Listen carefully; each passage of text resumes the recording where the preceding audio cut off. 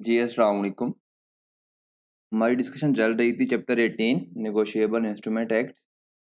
आज की डिस्कशन को स्टार्ट करने से पहले एक छोटी सी रिक्वेस्ट कि लेक्चर्स को देखते हुए अगर आपको थोड़ा सा भी ये हेल्पफुल फील हुआ करे तो काइंडली आप अपना रिस्पांस ज़रूर दिया करें। आप रिस्पांस लाइक के थ्रू भी दे सकते हैं, कमेंट्स के थ्रू भी दे सकते हैं या मुझे पर्सनल ईमेल या मैसेंजर के थ्रू भी रिस्पांस दे सकते हैं। आपका ये रिस्पांस मुझे मोटिवेट करेगा कि जो बाकी आपके सब्जेक्ट्स हैं उन पर भी लेक्चर्स बनाकर अपलोड करूँ। तो आई होप कि आप रिस्पॉन्स ज़रूर देंगे। आज की जो हमने डिस्कशन करनी है, वो है आपकी parties to negotiable instrument. Negotiable instrument हमने लास्ट वीडियो में डिस्कस किया था, काफ़ी डिटेल में डिस्कस किया था कि क्या होता है और कितनी टाइप का हो सकता है। जिनमें हमने पढ़ा था कि आपका चेक जो है, चेक बैंक वाला चेक, वो आपका क्या होता है नेगोशिएबल इंस्ट्रूमेंट होता है। उसके अलावा आपका प्रोमिसरी नोट और बिल ऑफ एक्सचेंज। हमने प्रोमिसरी नोट और बिल ऑफ एक्सचेंज के सैंपल्स भी देखे थे कि किस तरह का वो हो सकता है और हमने उसके ऊपर डिस्कशन भी की थी डिटेल में ताकि आपको उसको अंडरस्टैंड करने में आसानी हो और आप आगे उन टर्म्स के आप उन टर्म्स से थोड़ा बहुत अवेयरनेस आपकी हो जाए ताकि आगे जब हम चैप्टर्स में इन टर्म को डिस्कस कर रहे हो तो आपको किसी तरह की कोई कन्फ्यूजन ना हो। हमने लास्ट वीडियो में देखा था कि नॉर्मली जो पार्टीज टू इंस्ट्रूमेंट होती हैं वो दो होती हैं। एक वो होती है जिसने उस पैसे लेने होते हैं और एक वो होती है जिसने पैसे क्या देने करने होते हैं, देने होते हैं। लेकिन आज हम कुछ पार्टीज और डिस्कस करेंगे। तीन हमारी तरह की हमारे पास पार्टीज हैं, इस वीडियो में हम डिस्कस करेंगे जो कि नॉर्मली स्टूडेंट्स को समझ नहीं आ रही होती हैं कि ये कहना क्या चाह रहे हैं। हम इंशाल्लाह इनको ऐसी इजी एग्जांपल्स के साथ डिस्कस करेंगे कि आपको काफ़ी आसानी से समझ आ जाएंगी और आप इनका हर तरह का जो पेपर में सिनेरियो वगैरह है, आप वो क्या कर सकेंगे, अटेम्प्ट कर सकेंगे। जी, पहली जो आपकी पार्टी है वो है पेमेंट फॉर ऑनर। ये काफ़ी नई सी बात है। हम पहले इसको थोड़ा बहुत डिस्कस करते हैं, यहाँ पर एक एग्जांपल बनाते हैं कि क्या हो सकता है पेमेंट फॉर ऑनर के बारे में। नॉर्मली क्या होता है, एक पार्टी है ए। आपको पता है कि बिल ऑफ एक्सचेंज क्या होता है? हमने लास्ट वीडियो में डिस्कस किया था। बिल ऑफ एक्सचेंज एक इंस्ट्रूमेंट होता है, रिटर्न डॉक्यूमेंट होता है, जिसमें एक पार्टी जिसने पैसे रिसीव करने होते हैं, दूसरी पार्टी को एक रिटर्न डॉक्यूमेंट देते हैं कि ये आपको मैं एक तरह का ऑर्डर होता है कि आपने मुझे इतने पैसे इस डेट पर पे करने हैं। अब ए ने फॉर एग्जांपल पैसे लेने हैं बी से 1 मिलियन, 10 लाख रुपए पैसे लेने हैं बी से 1 मिलियन रुपीस। और ए ने क्या किया है, बी को बिल ऑफ एक्सचेंज दिया है बनाकर, बी ने उस बिल ऑफ एक्सचेंज को क्या कर लिया है, एक्सेप्ट कर लिया है। जी, आपका क्या है, नॉर्मली एक दो पार्टीज टू इंस्ट्रूमेंट्स हैं जिसमें पार्टी ए है जिसने पैसे लेने हैं, पार्टी बी है जिसने पैसे देने हैं। आपको मैंने लास्ट वीडियो में ये बताया था कि एक होती है मेच्योरिटी ऑफ इंस्ट्रूमेंट। वो डेट जिस डेट पर आपकी पेमेंट ड्यू हो जाती है, वो डेट जो इंस्ट्रूमेंट के ऊपर लिखी होती है कि इस डेट पर मुझे पार्टी ने मुझे पैसे देने हैं, उस डेट पे ए क्या करेगा, बी के पास आकर उससे पैसे लेगा। अब क्या करेगा, पेमेंट की क्या करेगा, डिमांड करेगा, पी फॉर पेमेंट की डिमांड करेगा। और बी क्या करता है, बी क्या कर देता है, रिफ्यूज कर देता है कि जनाब मैंने पैसे नहीं देने।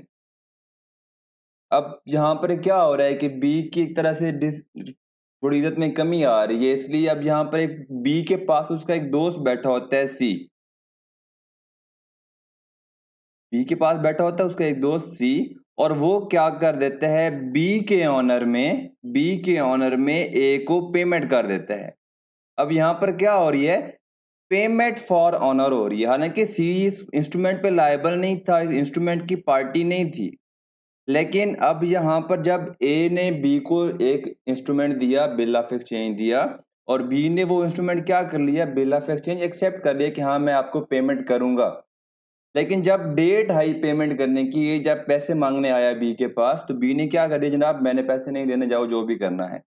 तो वहां पर साथ में बी का दोस्त सी बैठा हुआ था। सी ने कहा नहीं, अच्छी बात नहीं है, जब आपने एक कमिटमेंट किया आपको पैसे करने चाहिए, पैसे देने चाहिए। तो सी क्या करता है, बी के ऑनर में ए को पेमेंट कर देता है। इसी को हम क्या कहते हैं, पेमेंट फॉर ऑनर कहते हैं। अब पेमेंट फॉर ऑनर करने के लिए, अगर उसको आप एक लीगल पेमेंट बनाने के लिए, ताकि आप उस पेमेंट करने के बाद बी से पेमेंट रिकवर भी कर सके, हमारे एग्जांपल में अब अगर सी ने बी की जगह पे पेमेंट तो कर दी है, लेकिन सी ने अब बाद में पैसे बी से रिकवर भी तो करने हैं, क्योंकि ज़ाहिर सी बात है लायबल कौन था? बी था। अब यहाँ पर तो सी ने बी के ऑनर में पेमेंट की है ए को। अब ए यहाँ से क्या हो गया? फारिग हो गया पेमेंट लेने के बाद। अब उसके बाद सी क्या बन गया है? पार्टी ए बन गई है और बी से उसने क्या करने हैं? अपनी पैसे रिकवर करने हैं जो उसने बी के बिहाफ पे दिए हैं। अब उस पेमेंट को रिकवर करने के लिए लॉ कहता है कि अगर आपने कुछ कंडीशंस को फुलफिल करने के बाद अगर सी ने पेमेंट की है, कुछ कंडीशंस को फुलफिल करने के बाद अगर सी ने पेमेंट की है बी के बिहाफ पे, तो फिर फ्यूचर में सी बी से वो पेमेंट की रिकवरी कर सकता है।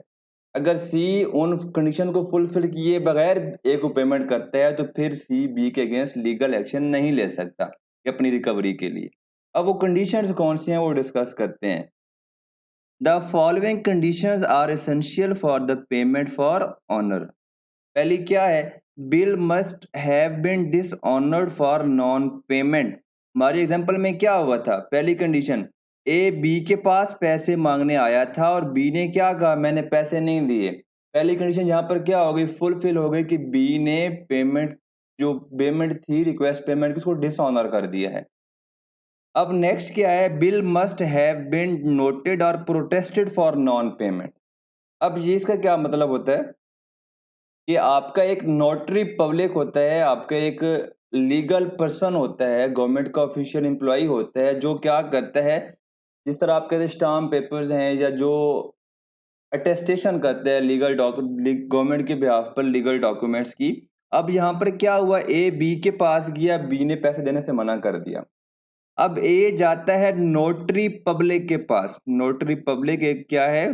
ऑफिशियल पर्सन है गवर्नमेंट का, जो क्या करता है? ऐसे मैटर्स को डील करता है, अपने पास रिकॉर्ड मेंटेन करता है। अब ए गया नोटरी पब्लिक के पास। ए ने नोटरी पब्लिक को बताया, जनाब बी को मैंने बिल ऑफ एक्सचेंज दिया था। बी ने वो बिल ऑफ एक्सचेंज एक्सेप्ट भी किया था। लेकिन जब मैच्योरिटी डेट आई, जब पेमेंट की डेट आई, जब मैं बी के पास पेमेंट लेने गया, तो बी ने क्या किया? मुझे मना कर दिया। अब नोटरी पब्लिक क्या करेगा? अब किसकी बारी है? अब बारी है नोटरी पब्लिक की। अब नोटरी पब्लिक जाएगा बी के पास कि जनाब आपने ए की पेमेंट करनी है, आप ए की पेमेंट कर दें। अगर बी नोटरी पब्लिक को पेमेंट कर देता है कि जनाब अब यहाँ पर गवर्नमेंट इन्वॉल्व हो रही है, ज़ाहिर सी बात अगर मैं इसको मना करता हूँ तो मेरे खिलाफ केस बन जाएगा। अगर बी नोटरी पब्लिक को पेमेंट कर देता है तो बात ही खत्म। नोटरी पब्लिक पैसे किसको दे देगा? ए को दे देगा। अगर बी नोटरी पब्लिक को भी मना कर देता है कि जनाब मैं पेमेंट नहीं करता, तो फिर नोटरी पब्लिक क्या करेगा? अपने पास नोट कर लेगा। इसको हम क्या कहते हैं? प्रोटेस्टेड फॉर डिसऑनर की बात हो रही है यहाँ पर। Bill must have been noted.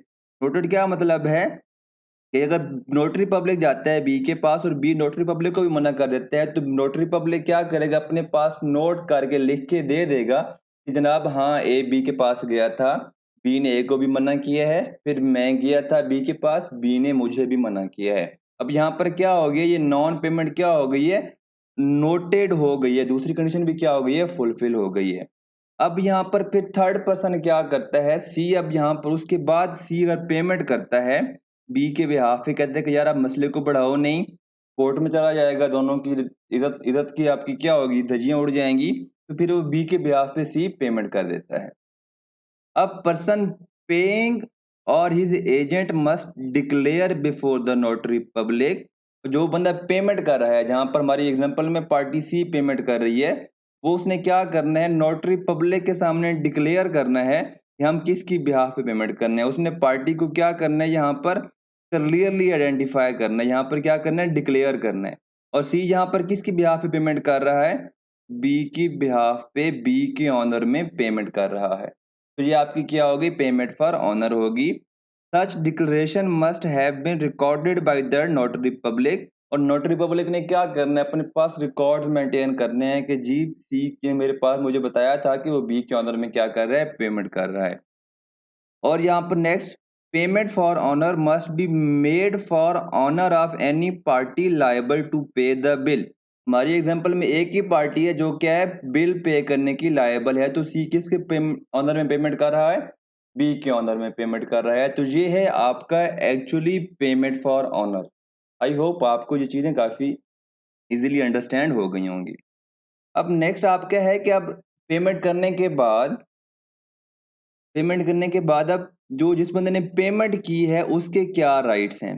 जो बंदा पेमेंट करेगा वो जाहिर सी बात है वो बाद में अपने पैसे भी रिकवर करेगा। Any person making payment for honour is entitled to all the rights in respect of the bill of the holder at the time of such payment. क्या मतलब है देखते हैं अपनी एग्जांपल में। सी ने ए को पेमेंट की। अब वो ये कह रहे हैं कि सी पेमेंट करने के बाद सी के पास सारे वो राइट्स आ जाएंगे जो पेमेंट के वक्त ए के पास थे। मतलब क्या हुआ कि अब सी बी के पास जाकर बी से पेमेंट की रिकवरी कर सकता है। अब अगर बी सी को पेमेंट नहीं करता तो सी क्या करेगा, नोटरी पब्लिक के पास जाएगा और नोटरी पब्लिक फिर क्या करेगा, सी के बिहाफ पे बी के पास आएगा। अगर बी फिर नोटरी पब्लिक को मना कर देता है तो फिर सी क्या करेगा, कोर्ट में जाकर बी के खिलाफ टू भी फाइल कर सकता है। आप उसको क्या कर सकते हैं, टू भी कर सकता है। और ये क्या कर सकता है कि वो जिस पार्टी जो बी है वो पार्टी बी से अपने सारे एक्सपेंसेस रिकवर कर सकता है। ये मैं पहले बता चुका हूँ। ये क्या था आपका पेमेंट फॉर ऑनर। अगर इसमें आपको कोई एम्बिग्यूटी है, समझने में आपको मसला आ रहा है, आपको कोई बात क्लियर नहीं है, तो आप कमेंट्स में क्वेश्चन पूछ सकते हैं। अब हमारा जो नेक्स्ट पार्टी है, पार्टी निगोशिएबल इंस्ट्रूमेंट, वो है एक्सेप्टर फॉर ऑनर। अब हम यहाँ पर क्या करते हैं, एक एग्जाम्पल दोबारा से क्रिएट करते हैं। हमारे पास एक पार्टी ए है और पार्टी बी है। अब पार्टी ए ने पार्टी बी से क्या करने हैं, 1 मिलियन रुपीस क्या करने हैं, रिकवर करने हैं। मतलब ए ने बी को पैसे दिए थे 1 मिलियन, अब ए ने बी से 1 मिलियन रुपीस क्या करने हैं, वापस करने हैं। अब ए क्या करता है, बिल ऑफ एक्सचेंज इशू करता है। आपको पता है कि बिल ऑफ एक्सचेंज कौन इशू करता है, कौन बनाता है, जिस पर्सन ने पैसे लेने होते हैं। ये क्या होता है, एक ऑर्डर होता है, इसको हम क्या कह देते हैं, बिल ऑफ एक्सचेंज। अब जिस पार्टी ने पैसे देने होते हैं उसने क्या करना होता है, बिल ऑफ एक्सचेंज क्या करना होता है, एक्सेप्ट करना होता है। अब यहाँ पर ए क्या करता है, बी के पास आता है, बी को कहता है कि जनाब आप मुझे पेमेंट करनी है, आप मेरे बिल ऑफ एक्सचेंज क्या करें, आप एक्सेप्ट करें। और बी क्या करता है, उसको रिफ्यूज कर देता है, एक्सेप्ट नहीं करता। तो फिर उस केस में एक साथ में उसका दोस्त बैठा होता है सी। सी क्या करता है, सी कहता है कि जनाब ठीक है, मैं क्या करता हूँ, बी के बिहाफ पे इस बिल ऑफ एक्सचेंज को क्या करता हूँ, एक्सेप्ट करता हूँ। बी क्या कर लेता है, सॉरी सी क्या कर लेता है, बी के बिहाफ पे इस बिल ऑफ एक्सचेंज को एक्सेप्ट कर लेता है। अब यहाँ पर ये बी के ऑनर में एक्सेप्टेंस हो रही है। पहले था कि हमने जो लास्ट एग्जांपल देखी है उसमें क्या था, ए ने बी से पैसे लेने थे, ए ने बी को बिल ऑफ एक्सचेंज इशू किया और बी ने वो एक्सेप्ट भी कर लिया कि हाँ मैं आपको पेमेंट करूंगा। लेकिन जब पेमेंट की बारी आई तो बी क्या कर देता है, रिफ्यूज कर देता है। लेकिन इस एग्जांपल में ए ने बी को क्या किया, बिल ऑफ एक्सचेंज इशू किया और बी ने वो एक्सेप्ट करने से इनकार कर दिया। पहली थी पेमेंट फॉर ऑनर क्योंकि पेमेंट का रिफ्यूजल था, अब यहाँ पर है एक्सेप्टेंस फॉर ऑनर। अब यहाँ पर क्योंकि बी रिफ्यूज कर रहा है एक्सेप्टेंस, तो फिर क्या करेगा, सी बी के बिहाफ पर बी के ऑनर में क्या करेगा, बिल ऑफ एक्सचेंज को एक्सेप्ट करेगा। अब हम कुछ इसकी पढ़ते हैं कि क्या चीज है। अगर एक कोई एक्सेप्टेंस किस कब वैलिड होगी वो हम डिस्कस करते हैं। The bill must have been noted और प्रोटेस्टेड फॉर नॉन एक्सेप्टेंस और फॉर बेटर सिक्योरिटी। जी हम देखते हैं एग्जांपल को, बिल्कुल लास्ट एग्जांपल की तरह अगर आप देखें, ए गया बी के पास, बी ने क्या किया, बी ने कहा कि मैं आपका ये बिल ऑफ एक्सचेंज एक्सेप्ट नहीं करता। फिर ए आ गया नोटरी पब्लिक के पास, नोटरी पब्लिक को ए ने बताया जनाब बी ने मेरे पैसे देने हैं, मैं बिल ऑफ एक्सचेंज लेकर गया उसके पास, बी ने क्या किया, वो एक्सेप्ट करने से मना कर दिया। अब नोटरी पब्लिक क्या करता है, बी के पास जाता है, बी कहता है कि जनाब मैंने फिर भी एक्सेप्ट नहीं करना। तो नोटरी पब्लिक क्या करेगा, लिख कर दे देगा, इन रिटर्न नोट कर लेगा कि जनाब मैं ए ने इशू किया था बिल ऑफ एक्सचेंज, वो बी के पास गया, बी ने क्या किया, उसको रिफ्यूज किया। फिर ए मेरे पास आया, ए ने मुझे कहा और मैं बी के पास गया, बी ने मुझे भी रिफ्यूज कर दिया। तो ये क्या है, एक्चुअली में हमने उन्होंने नोट कर लिया है कि आई जो बी है उसने क्या किया है, नॉन एक्सेप्टेंस किया, उन्होंने उस बिल को एक्सेप्ट नहीं किया। The acceptance for honour must be made with the consent of the holder. अब यहाँ पर होल्डर कौन है इंस्ट्रूमेंट का, इंस्ट्रूमेंट का होल्डर है ए। अब अगर बी सी के बिहाफ, सी अगर बी के बिहाफ पे उसको एक्सेप्ट कर रहा है बिल को, तो उसके लिए ए का एग्री होना लाजमी है। अगर ए एग्री नहीं कर रहा, ए चाहता है कि मेरा बिल बी ही क्या करे, एक्सेप्ट करे, क्योंकि बी ने मेरी पेमेंट करनी है, तो फिर ये एक्सेप्टेंस फॉर ऑनर नहीं होगी। अगर ए एग्री कर जाता है कि ठीक है सी बी के बिहाफ पे बी के ऑनर में इसको एक्सेप्ट कर सकता है, फिर ये क्या होगी, आपकी वैलिड एक्सेप्टेंस होगी।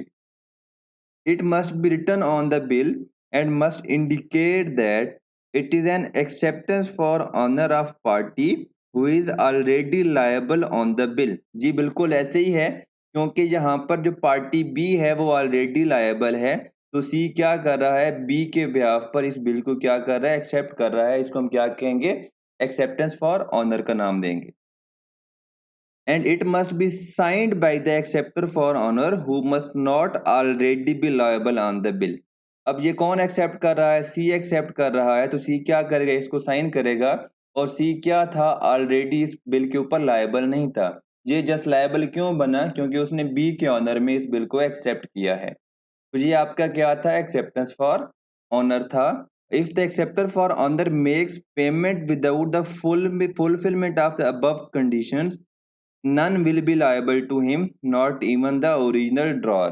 अब यहाँ पर देखें कि ये चारों तीनों कंडीशन अगर मीट करेंगी तो उसके बाद ही क्या हो सकता है कि एक्सेप्टेंस फॉर ऑनर अपनी पेमेंट के अगेंस्ट वो पैसे ले सकता है। सॉरी मैं नेक्स्ट पेज पर आ गया था। अच्छा जी, हम डिस्कस कर चुके थे, हमने ये चार की चार कंडीशन क्या कर ली, सारी की सारी डिस्कस कर ली हैं। Where the acceptance does not specify to whose honor it is made, it shall be deemed to be made for the honor of drawer। इसलिए वो यहाँ पर क्या कह रहे हैं कि आपने क्लियरली बताना है, ये आपकी क्या है, वैलिड एक्सेप्टेंस की कंडीशन है कि आप किसके ऑनर में क्या कर रहे हैं, इसको एक्सेप्ट कर रहे हैं। तो आपको आई थिंक आपको समझ आ गई होगी। अगर इसमें कोई कंफ्यूजन है तो आप क्या कर सकते हैं, कमेंट्स के थ्रू क्वेश्चन पूछ सकते हैं। ये अब हम क्या देखते हैं कि जो आपका एक्सेप्टेंस फॉर ऑनर है, उसने एक्सेप्ट तो कर लिया, लेकिन एक्सेप्ट करने के बाद उसके पास क्या क्या राइट्स हैं और उसकी क्या क्या लायबिलिटीज हैं। पहले हम डिस्कस करते हैं कि एक्सेप्टेंस फॉर ऑनर की क्या क्या लायबिलिटीज हैं। On acceptance, the acceptance for honour takes exactly the same position as the party for whose honour he accepts. हमारी एग्जांपल में इसका क्या मतलब है कि जैसे वो एक्सेप्ट करेगा तो सी खुद को बी समझे। मतलब क्या है कि उसने बी को वो समझे कि मैंने ओरिजिनली स्टार्ट से ही ए को पेमेंट मैंने करनी थी। मैं क्या क्या हूँ, मैंने क्या किए थे, वो पैसे बोरो किए थे और मैंने क्या करने थे, रिटर्न करने थे। सी ने कुछ क्या करना है, खुद को बी समझना है। उसकी जो लायबिलिटीज और राइट्स हैं वो सेम होंगे जैसे बी के थे, लेकिन थोड़ा सा डिफरेंस है। बी के तो है कि जैसे ही ए बी के पास वो बिल लेकर आता, बी ने क्या करनी थी, ए को पेमेंट करनी थी। लेकिन सी के केस में थोड़ा सा डिफरेंस है। जैसे ही ए सी के पास बिल लेकर आएगा मैच्योरिटी डेट पर, तो ए सी ए को कहेगा जनाब पहले को 3-4 कंडीशन हैं, आप वो फिल करें, तभी मैं क्या करूंगा, आपको पेमेंट करूंगा। वो कंडीशन कौन सी हैं देखते हैं। जैसे हालांकि बी ने उस बिल को एक्सेप्ट नहीं किया था, हम अपनी अगर एग्जांपल देखें, हमने क्या किया था, ए बी ने इस बिल को एक्सेप्ट नहीं किया था और सी ने बी के ऑनर में उसको एक्सेप्ट किया था।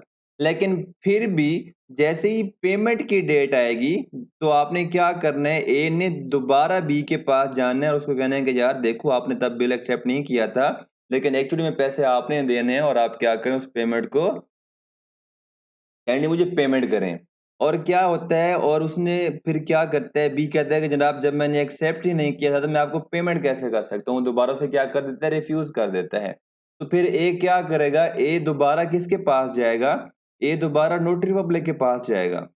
ए फिर कहेगा कि जब मैंने, तब उसने पहले एक्सेप्ट भी नहीं किया था, अब वो पेमेंट भी नहीं कर रहा, और नोटरी पब्लिक दोबारा किसके पास जाएगा, बी के पास जाएगा और अगर बी नोटरी पब्लिक को भी रिफ्यूज कर देता है तो नोटरी पब्लिक क्या करेगा, उस बिल के ऊपर क्या करेगा, लिख के देगा कि जनाब हाँ जी अब पहले ये हमने प्रोटेस्ट किया था, नोट किया था कि उसने एक्सेप्ट डिसऑनर किया था एक्सेप्टेंस को, अब वो पेमेंट को भी डिसऑनर कर रहा है, तो फिर आप उसके पास क्या करेंगे, तो फिर उस केस में ये जो बिल है ये क्या करेगा, सी के पास लेकर आएगा। कब लेकर आएगा, the bill should be presented और forwarded to the acceptor for honour not later than the next day after the date of its maturity. समझ रहे हैं आप, अगर इस डेट तक एक दिन के अंदर अगर ए सी के पास पैसे लेकर आता है और सी ने फिर क्या करना है, ए को पेमेंट करनी है, अगर वो इस लेट हो जाता है ए सी के पास पेमेंट आने में, अगर फिर सी पेमेंट करता है तो सी फिर लायबल एक्चुअली में नहीं था, मतलब अगर पेमेंट कर दिया तो सी का अपनी डिफॉल्ट है।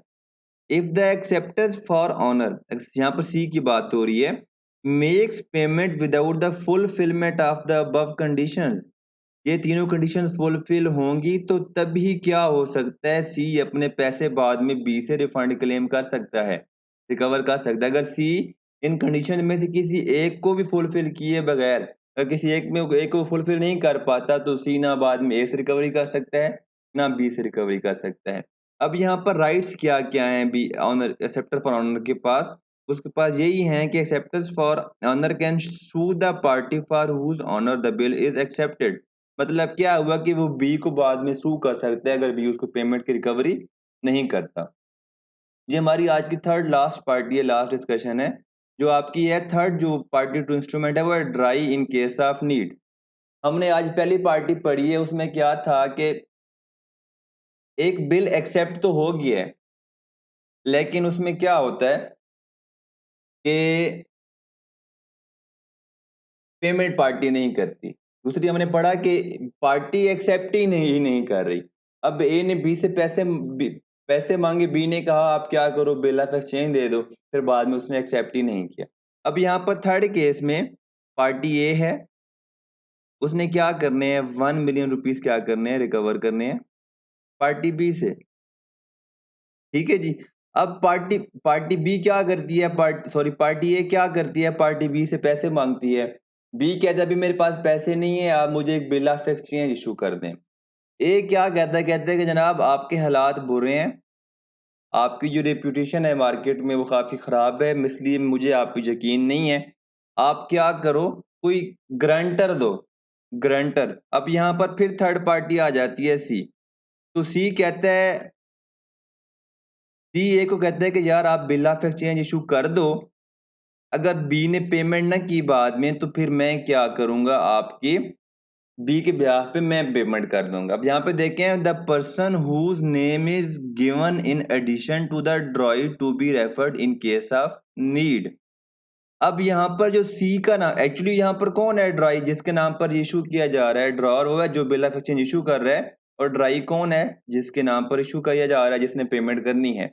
लेकिन इस बिल ऑफ एक्सचेंज में सी का नाम एडिशनली क्या कर रहा है, इंक्लूड किया जा रहा है, लिखा जा रहा है कि अगर बी पेमेंट नहीं करता तो फिर वो किसको रेफर करेंगे, वो सी के पास आएंगे इन case of need. In case of need कब हो सकती है, जबकि बी क्या करेगा, पेमेंट को रिफ्यूज करेगा। और ये नाम कौन कौन लिख सकता है, by home the name is given by the drawer by drawing the bill, मतलब जो फर्स्ट टाइम अगर ये बिल बन रहा था और फिर उस केस में क्या कौन नाम ये लिखेगा, ये ड्रॉर लिखेगा। अगर बी ने इस बिल को एक्सेप्ट किया और बी किसी थर्ड पार्टी को ये दे रहा है, लेट्स सपोज डी, हमने इंडोर्समेंट पढ़ी थी, और डी कहता है कि जनाब मैं आपका बिल एक्सेप्ट नहीं कर रहा, आप साथ में किसी और पार्टी का क्या करो, आप क्या करो साथ में किसी और पार्टी के क्या करो, नाम मेंशन करो, तो उस केस में क्या करता है, by the endorser while endorsing the bill when dishonoured. ठीक हो गया जी। Such a bill is not dishonoured until it has been dishonored by such a dry in case of need। अब यहाँ पर अगर बी के पास आता है पैसे मांगने के लिए पेमेंट की डेट पर, मेच्योरिटी की डेट पर, और बी क्या कर देता है, पेमेंट से रिफ्यूज कर देते हैं। लेकिन बाकी तमाम केसेस में अगर बी रिफ्यूज करता है, जो जिस पार्टी ने पेमेंट करनी होती है, अगर वो रिफ्यूज करती है तो हम क्या कहते हैं कि बिल या इंस्ट्रूमेंट डिसऑनर हो गया है। लेकिन dry in case of need के केस में यहाँ पर एक गारंटर मौजूद है जिसने गारंटी दी थी। तो ए क्या करेगा, सी के पास आएगा, जनाब आपने गारंटी दी थी, अब आप पेमेंट कर दें। अगर सी भी क्या करता है, रिफ्यूज कर देता है, तो फिर ये बिल क्या हो जाएगा, डिसऑनर हो जाएगा। तो फिर ए कहाँ पर जाएगा, ए जाएगा नोटरी पब्लिक के पास, कहेगा जनाब बी ने पैसे देने थे, सी क्या था, dry in case of need था, ए ने भी मना कर दिया, सी ने भी मना कर दिया। फिर नोटरी पब्लिक कहाँ जाएगा, वो बी के पास जाएगा, फिर सी के पास जाएगा। अगर बी और सी दोनों मना कर देते हैं, तो फिर वो उसको क्या कर देगा, नोट लिख देगा कि जनाब हाँ ये एक्चुअली में नॉन पेमेंट उन्होंने क्या किया है, एक्चुअली में हुई है कि उनके पास गया है पैसे मांगने और बी एंड सी ने पेमेंट से मना कर दिया है। अब फिर उसके पास कुछ भी हो सकता है, ए कोर्ट में भी जा सकता है, या बी या सी के बिहाफ पे कोई पेमेंट फॉर ऑनर बंदा करने भी आ सकता है। तो ये क्या था आपका पार्टीज टू नेगोशिएबल इंस्ट्रूमेंट। अगर आपको इस वीडियोस में काफी इजी लगी है, आपको समझ आई है, तो आप काइंडली अपना रिस्पॉन्स जरूर दीजिएगा और अपने फ्रेंड्स के साथ इसको शेयर भी कीजिएगा।